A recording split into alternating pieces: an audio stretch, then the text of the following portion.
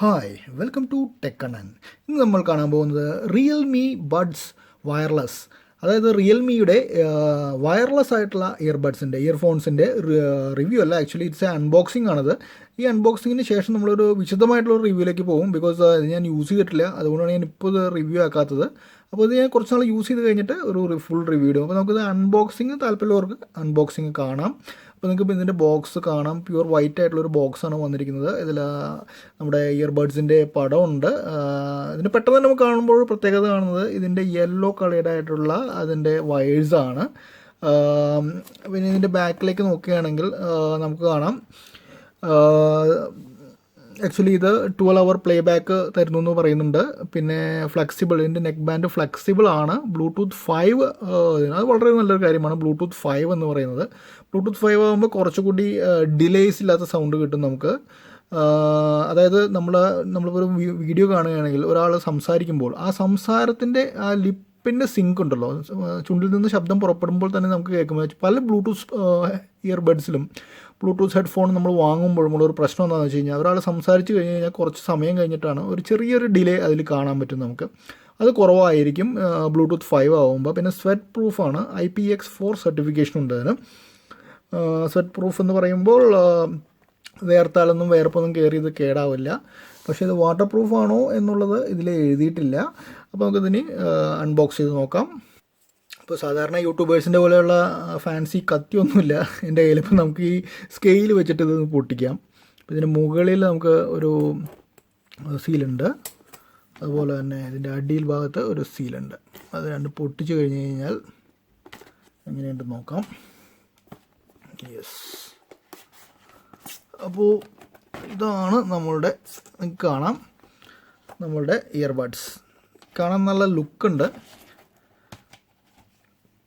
Especially ഈ yellow കളേർഡായിട്ടുള്ള ഇതാണ് അതിൻ്റെ ഒരു മെയിൻ ഒരു അട്രാക്ഷൻ എനിക്ക് തോന്നുന്നത്. പ്ലസ് ഈ ബ്ലാക്ക് കളേർഡായിട്ടുള്ളത് എങ്ങനെയുണ്ടെന്ന് നോക്കാം. അതിൻ്റെ ബാക്കിലൊന്നുമില്ല, ഒരു യെല്ലോ കളേർഡായിട്ടുള്ള ഒരു ബോക്സാണ്.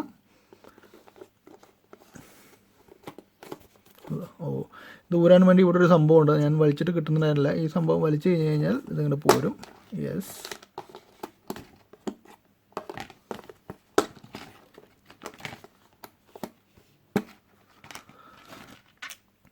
അപ്പോൾ ഇതാണ് നമ്മുടെ ഇയർബഡ്സ് വരുന്നത്. ഇതിപ്പോൾ ഇനീഷ്യൽ ഇംപ്രഷൻ എന്താണെന്ന് വെച്ച് കഴിഞ്ഞാൽ ഇത് നല്ല ഫ്ലെക്സിബിളാണ് ഇതിൻ്റെ ഇത് വരുന്നത്, നെക്ക് ബാൻഡ് വരുന്നത്. പിന്നെ ഈ പ്ലാസ്റ്റിക്കൊക്കെ നല്ല ക്വാളിറ്റി ഉണ്ട്. സാധാരണ ചില ഇയർ ബാൻഡ്സിൻ്റെയൊക്കെ വളരെ മോശം ക്വാളിറ്റി പ്ലാസ്റ്റിക്കാണ് വരുന്നത്. പക്ഷേ ഇത് അത്യാവശ്യം നല്ല ക്വാളിറ്റി ആയിട്ടുള്ള ഇത് വരുന്നുണ്ട്. പിന്നെ മൈക്രോ USB ആണ്, ടൈപ്പ് C അല്ല വരുന്നത്, മൈക്രോ USB പോർട്ടാണ് വരുന്നത്. ഇവിടെ ഇത് വോളിയം കൂട്ടാനും കുറയ്ക്കാനുള്ള ബട്ടണുണ്ട്. പിന്നെ ഇത് പിടിക്കുമ്പോൾ ഒരു പ്രത്യേക ടെക്സ്ചറാണ് വരുന്നത്. ഭയങ്കര സ്മൂത്തല്ല, ഒരു ചെറിയൊരു ടെക്സ്ചർ ടൈപ്പാണ് വരുന്നത്. പിന്നെ ഇതിൻ്റെ മാഗ്നറ്റിക് ആയിട്ടുള്ള ഹെഡ്സെറ്റാണ്. ഇതിൻ്റെ ഡീറ്റെയിൽസ് വായിച്ചപ്പോൾ പറഞ്ഞിരിക്കുന്നതെന്ന് വെച്ച് കഴിഞ്ഞാൽ ഇത് ഇങ്ങനെ ഞെക്കി കഴിഞ്ഞ് കഴിഞ്ഞാൽ ഇതിങ്ങനെ കൂട്ടി കഴിഞ്ഞ് കഴിഞ്ഞാൽ രണ്ടും കൂടി ഒട്ടി പിടിച്ച് കഴിഞ്ഞ് കഴിഞ്ഞാൽ ഇത് ബ്ലൂടൂത്ത് ഓഫ് ആവുകയും, ഇത് നമുക്ക് ബ്ലൂടൂത്ത് ഓൺ ആക്കണമെങ്കിൽ ഇതിങ്ങനെ ഓപ്പൺ ചെയ്താൽ മതി, അല്ലെങ്കിൽ നമുക്ക് കോളൊക്കെ സ്വീകരിക്കണം ഇങ്ങനെ ഓപ്പൺ ചെയ്താൽ മതി എന്നുള്ളതാണ് അതിൻ്റെ ഒരു പ്രത്യേകത. ഇതെങ്ങനെയുണ്ടെന്ന് ഞാൻ യൂസ് ചെയ്ത ശേഷം കറക്റ്റായിട്ട് പറയാം. പിന്നെ നമ്മുടെ ചെവിയിൽ കറക്റ്റായിട്ട് ഇരിക്കാൻ വേണ്ടിയിട്ട് ഒരു സംഭവമുണ്ട്. പിന്നെ കുറച്ച് ഫ്ലെക്സിബിളായിട്ടുള്ള ഇതാണ് വരുന്നത്. അതിൻ്റെ ഡ്രൈവർ നിങ്ങൾക്ക് ഇതിൻ്റെ ഉള്ളിൽ കാണാം. അത് ഒരു പറയുന്നത് 11.2 mm, അതായത് 1 സെൻറ്റിമീറ്ററിൻ്റെ മുകളിലുള്ള ഒരു ബാസ് ബൂസ്റ്റ് ഡ്രൈവർ. നല്ല ബേസ് കിട്ടുന്നതാണ്. ബാസ് അല്ല, ബേസ്.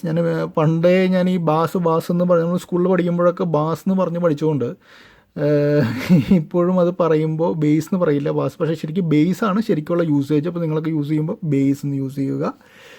അപ്പോൾ ഇതിൻ്റെ പെട്ടിയിൽ ഇനി എന്തൊക്കെയുണ്ടെന്ന് നോക്കാം. അപ്പോൾ ഇതാണ് നമ്മളുടെ സംഭവം. ഇതിൻ്റെ ബോക്സിൽ നമുക്ക് തുറന്നു കഴിഞ്ഞ് കഴിഞ്ഞാൽ എല്ലാത്തിനും ഇത് വലിച്ചെടുക്കാൻ ഒരു സംഭവം തന്നിട്ടുണ്ട്. ഇതിൻ്റെ ഉള്ളിൽ ഇനിയിപ്പോൾ വേറെ ഒന്നുമില്ല, ഇയർ ബോക്സ് മാത്രമേ ഉള്ളൂ. അപ്പോൾ ഇതിൻ്റെ ഉള്ളിൽ എന്താണെന്ന് നോക്കാം. അതിൻ്റെ മാനുവലാണ്, എങ്ങനെ ഇത് യൂസ് ചെയ്യണം എന്നുള്ളതിനെ പറ്റിയുള്ള മാനുവലാണ്. അപ്പോൾ നമുക്കില്ലെങ്കിലും കുഴപ്പമില്ല. യെസ്, ഇത് എൻ്റെ ചാർജറാണ്. ഇത് നമ്മുടെ മൊബൈൽ ഫോണിൻ്റെ ചാർജറിൻ്റെ ഒരു സൈഡിൽ കുത്തിയിട്ട് മറ്റത് അല്ലെങ്കിൽ മൊബൈൽ ഫോൺ ഡയറക്റ്റായിട്ട് ഇതിലേക്ക് ചാർജർ ഡയറക്റ്റായിട്ട് ഇതിലേക്ക് കുത്തിയിട്ട് ചാർജ് ചെയ്യാവുന്നതാണ്. പിന്നെ ഇയർബഡ്സ് കിട്ടിയിട്ടുണ്ട് ഇതിൻ്റെ കൂടെ ഉണ്ട്. ഈ ഇയർ ടിപ്സ് നമുക്ക് മാറ്റി മാറ്റി യൂസ് ചെയ്യാം. അത് എക്സ്ട്രാ ആയിട്ട് 2 വലുതും 2 ചെറുതും നിങ്ങളുടെ ഇയറിൻ്റെ നിങ്ങളുടെ ചെവിയുടെ സൈസ് അനുസരിച്ച് നിങ്ങൾക്ക് മാറ്റി യൂസ് ചെയ്യാം. അപ്പോൾ ഇതൊക്കെയാണ് ഇതിൻ്റെ കൂടെ വന്നിരിക്കുന്ന സംഭവങ്ങൾ. അപ്പോൾ ഞാൻ ഇതിൻ്റെ വിശദമായിട്ടൊരു റിവ്യൂ അടുത്ത് തന്നെ ഇടുന്നതാണ്. യൂസ് ചെയ്തിട്ട് ഇത് മെയിൻലി എനിക്ക് വേണ്ടത് ടി വി കാണാനാണ്. ഞാനിപ്പോൾ ടി വി ബാക്കിയുള്ളവരെ ശല്യപ്പെടുത്താണ്ട് കാണാൻ ഞാൻ നേരത്തെ ഒരു വീഡിയോയിൽ ചെയ്തിട്ടുണ്ട്, എങ്ങനെ നമുക്ക് ബാക്കിയുള്ളവരെ ശല്യപ്പെടുത്താണ്ട് ടി വി കാണാമെന്നുള്ളത്. അപ്പോൾ ടി വിയിലേക്ക് പിടിപ്പിക്കാവുന്ന ഒരു ബ്ലൂടൂത്ത് അഡാപ്റ്ററിനെ പറ്റി ഞാനൊന്ന് പറഞ്ഞിട്ടുണ്ടായിരുന്നു. ആ വീഡിയോ നിങ്ങൾ പോയി കാണുക. അപ്പോൾ ഞാനത് യൂസ് ചെയ്തിട്ട് എങ്ങനെയുണ്ട്, പാട്ട് കേൾക്കാൻ എങ്ങനെയുണ്ട്, ടി വി കാണാൻ എങ്ങനെയുണ്ടെന്നുള്ളതൊക്കെ നിങ്ങളോട് പറയാം. So thanks for watching this channel. അപ്പോൾ ടെക്കണൻ മലയാളം നിങ്ങൾ സബ്സ്ക്രൈബ് ചെയ്തിട്ടില്ലെങ്കിൽ ഇപ്പോൾ തന്നെ സബ്സ്ക്രൈബ് ചെയ്യുക. നിങ്ങളുടെ ഫ്രണ്ട്സിനെല്ലാം ഇത് ഷെയർ ചെയ്യുക. സോ താങ്ക്സ് ഫോർ വാച്ചിങ് ടെക്കണൻ. Good day.